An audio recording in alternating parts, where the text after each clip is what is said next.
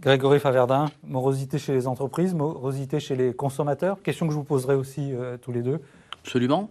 Des baisses d'activité très significatives. Il faut le regarder de manière macro. En effet, on a une morosité ambiante qui n'incite pas à la consommation. Et quand on le regarde de manière micro ici sur le territoire qui est celui du Puy-de-Dôme, eh bien, c'est en effet toute une corporation qui tousse très fortement.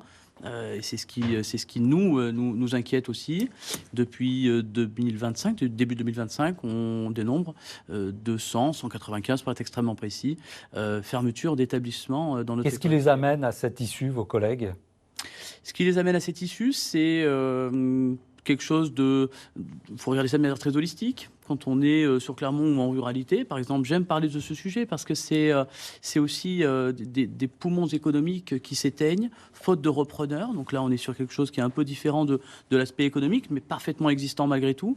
Et quand on regarde sur l'échelle de la métropole, eh bien, c'est aussi une dimension remaniement territorial de Clermont-Auvergne C'est Métropole. les travaux. C'est les travaux, on